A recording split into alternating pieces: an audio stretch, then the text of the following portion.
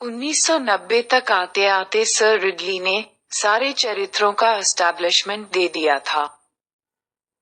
किस पॉइंट में आकर एलियन विशालकाय बनेगा और सबको डराने और गोदी में बिठा के नचाने वाला लेजेंड मॉन्स्टर किस मुहूर्त में टूटेगा। जब हर घड़ी वॉच और टेलीकास्ट होगा, एक इंसान कितना अपना इंडिविजुअलिटी बचाएगा।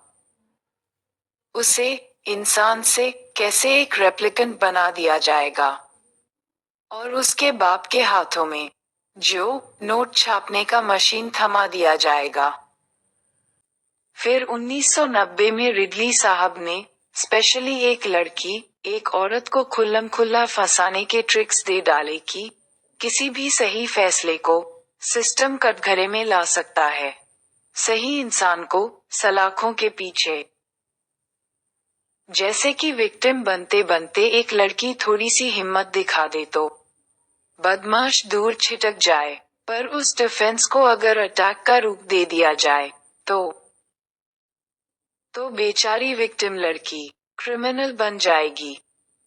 चाहे समाज के किसी सुरक्षित जोन में रहे, चाहे अपनों के बीचों बीच बचने का हर तत्व उस पर भारी पड़ेगा।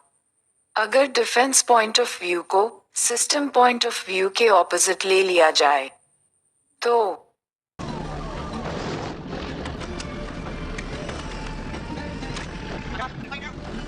थेल्मा और लुइस में लॉ और सिस्टम की एंट्री के साथ सिस्टम को कंट्रोल करने का काम भी रिडली साहब पर आ गया था।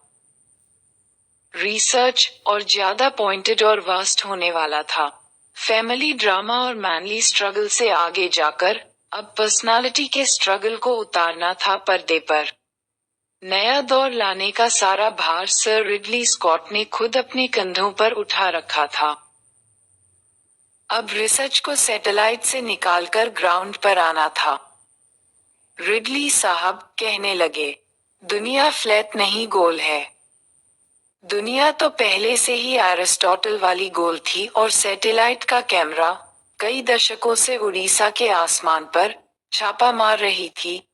बस पूरी दुनिया को इंफॉर्मेशन देके रिसर्च को रीन्यू कर रहे थे साहब, कि उसी कर्व में मैं जा रहा हूँ। मतलब जिस सीमा तक देखना निर्धारित है, उस निर्धारित व्यू से आगे बढ़कर किसी और की सीमा लांघते हुए किसी की प्राइवेसी में झांकने, किसी के पर्सनल लाइफ को छेड़ने, मतलब किसी के राइट्स का उल्लंघन होगा।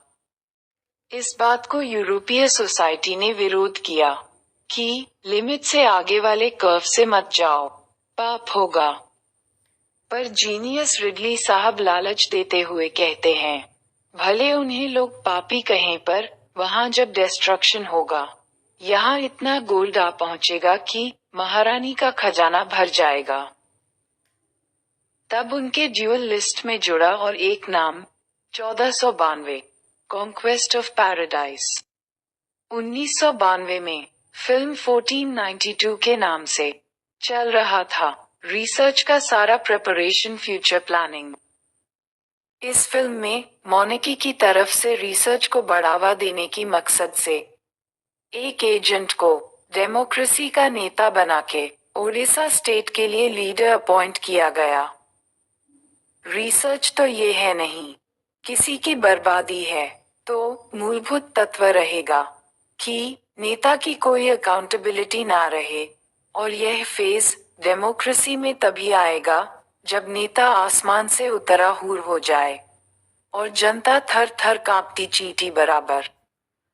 और उड़ीसा के आदिवासी इलाके के लिए उस महान नेता बनाने के रास्ते में पहले धर्म को लीन कर दिया गया, मतलब उसका रिडलाइजेशन, रिडली करण किया गया।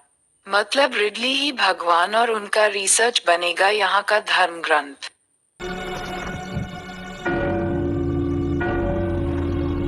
दूसरे में लोगों को उनकी औकात दिखाते हुए नेता इंग्लिश में बात करेगा, लोगों की भाषा नहीं समझेगा, ना किसी की सुनने की मेहनत, ना अपनी तरफ से कोई वादा करने की जहमत।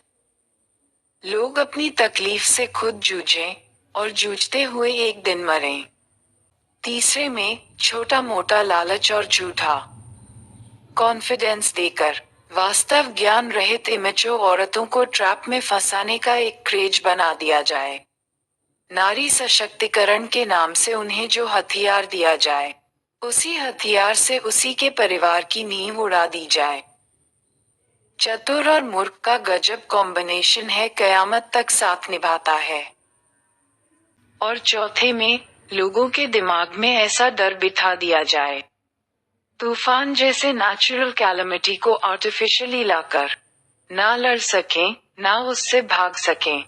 इंसान इतना संकीर्ण हो जाए कि अपना छोटा सा अस्तित्व बचाने के लिए उस नेता के नेतृत्व को विराट काय रूप देकर फिर एक चींटी की भांति नेता के शरण में चले जाने को सबसे सुरक्षित माने। और इस फिल्म में आते आते एक गोरा बिल्कुल देसी बन गया था। डेमोक्रेसी का बहुत बड़ा हीरो, दी उत्तापन किंग, बिल्कुल तैयार हो चुका था आदिवासियों को लीड करने के लिए, उड़ीसा स्टेट के हेड बनने के लिए। सर रिडली स्कॉट के पास पावर था सब कुछ आर्टिफिशियली बनाने का, सबको ऑपरेट करने का। डेमोक्रेटिक नेता हूँ, नेचुरल कैलामिटी या रिसर्च कैरेक्टर के चारों तरफ के सभी लोग, हवा का बहाव, पानी का फैलाव, पहाड़ की ऊंचाई और इंसान में गहराई, सोसाइटी कंट्रोल से लेकर माइंड कंट्रोल करने तक छूट थी सर रिडली को। अब आर्टिफिशियल सिचुएशंस और आर्टिफिशियल कैरेक्टर्स के बीचों बीच खड़ा हुआ था सेंटर कैरेक्टर अपने रियल इमोशंस और स्ट्रगल्स के साथ। कहानी पे कहानी बनने लगी थी, सोने से खजाना भरने लगा था। महारानी जी का टुकड़े टुकड़े करके पैराडाइज कॉन्क्वेस्ट करने लगे थे रिडली और हिस्से हिस्से में हार रहा था किसी का स्वर्ग।